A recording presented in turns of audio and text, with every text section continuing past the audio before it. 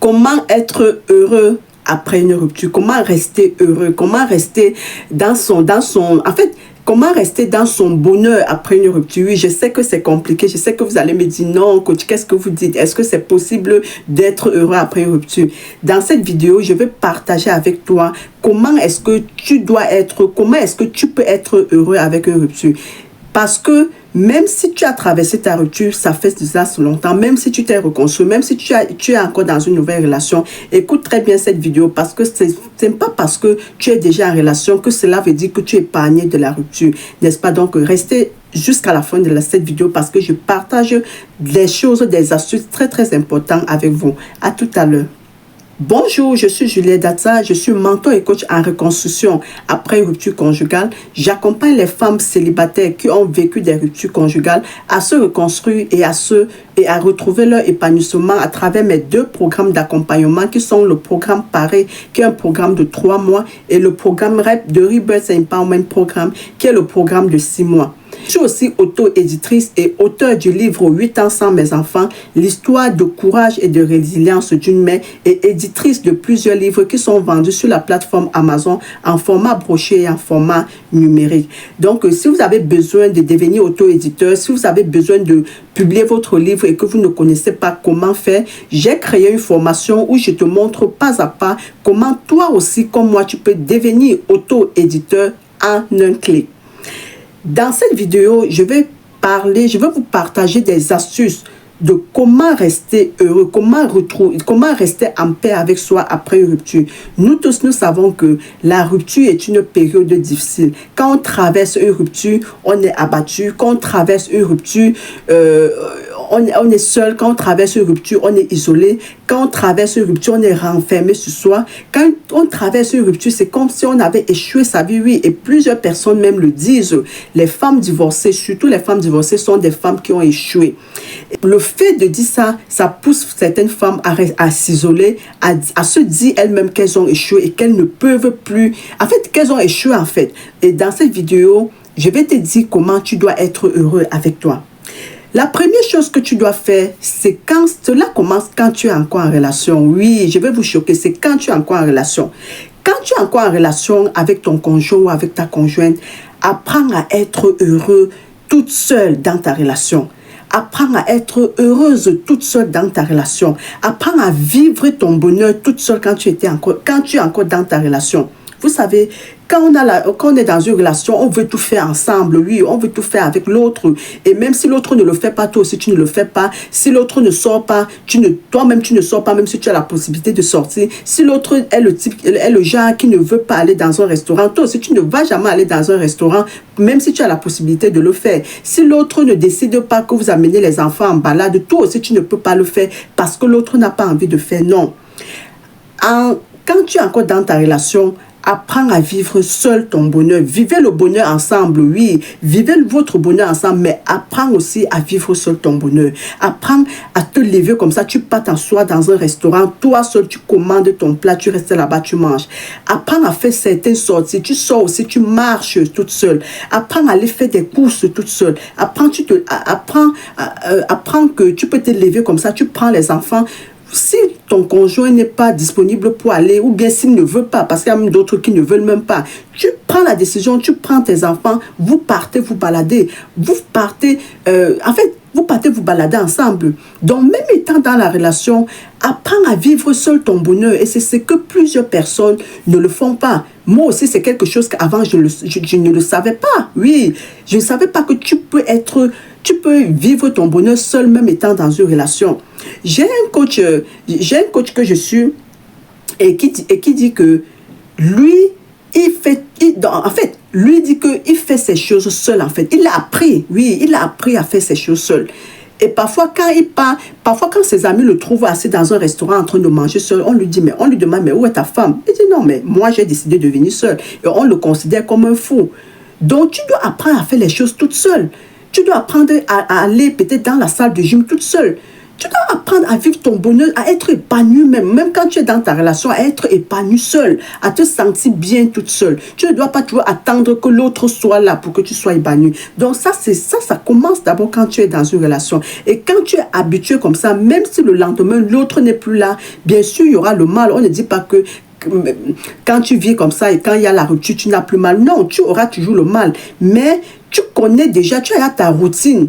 Tu as ta routine de vivre seul ton bonheur. Tu dois continuer ta routine. Ça ne doit rien affecter sur ta routine de bonheur, n'est-ce pas? Ça doit affecter, oui, parce que tu as vécu une relation, tu as vécu une rupture. C'est normal. Une personne avec qui tu as partagé ta vie et que cette personne n'est plus là. C'est la douleur, les émotions, on ne peut pas empêcher ça. Mais déjà, tu auras quand même une routine personnelle que tu as l'habitude de le faire. Tu dois apprendre à avoir la gratitude. Oui, tu dois apprendre à avoir la gratitude. La gratitude déjà de ta vie. Déjà, le fait de te relever chaque matin, c'est déjà une grâce. C'est ce que plusieurs personnes n'ont pas. Tu t'es levé le matin, plusieurs personnes se sont couchées avec toi mais ne se sont pas réveillées. Tu as la santé. Il y a plusieurs personnes qui n'ont pas cette santé. Il y a plusieurs personnes qui sont couchées sur les lits des hôpitaux parce que la santé que tu as, ces personnes n'ont pas, n'est-ce pas? Donc, il faut déjà avoir la gratitude pour la vie, oui.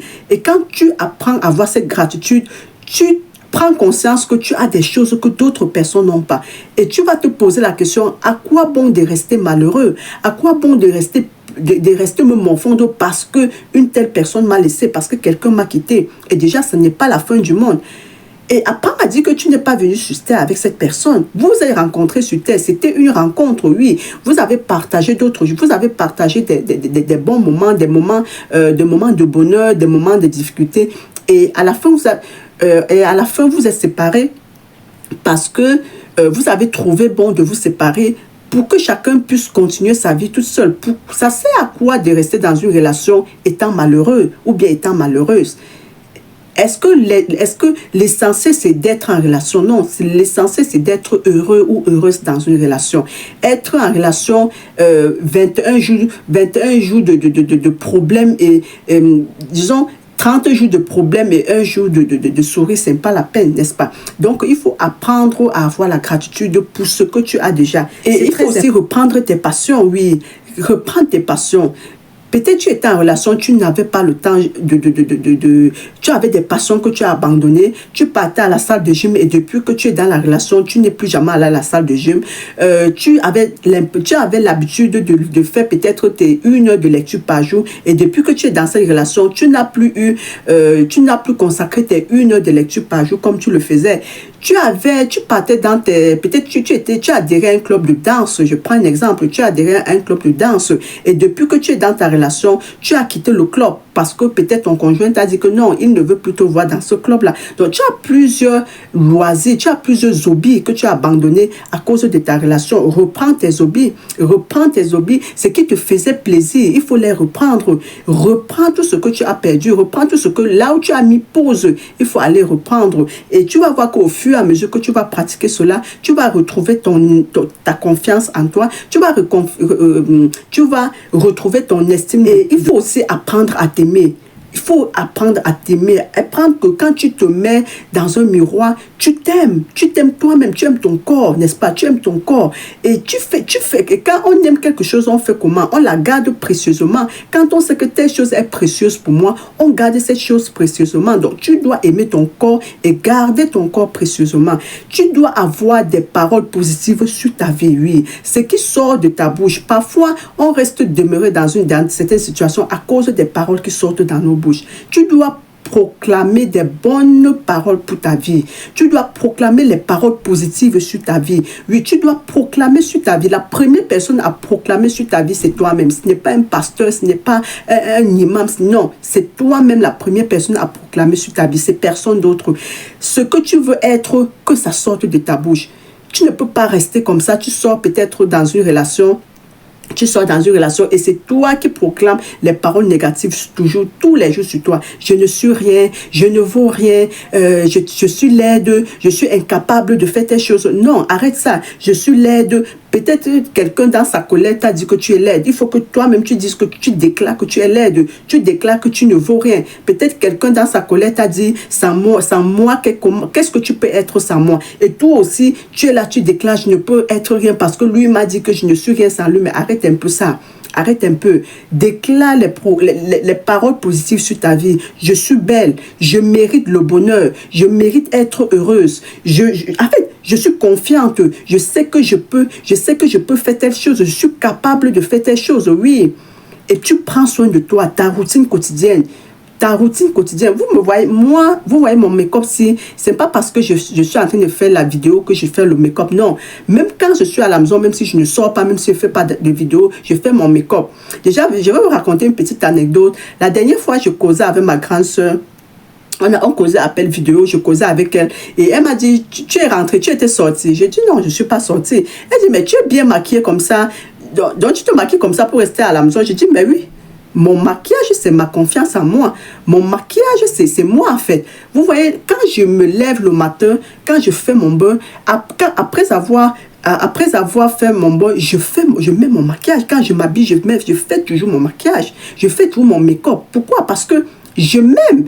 Parce que je veux m'aimer, je veux me plaire à moi-même, c'est pas pour plaire à quelqu'un. Et quand je fais mon make-up, je sors, j'ai toute mon estime de moi, j'ai toute ma confiance en moi. Je suis imperturbable, quelqu'un ne peut pas venir m'envoyer une parole négative pour me déstabiliser. Non, parce que moi-même d'abord, je crois en moi. Si toi, tu ne crois pas en toi, qui va croire en toi?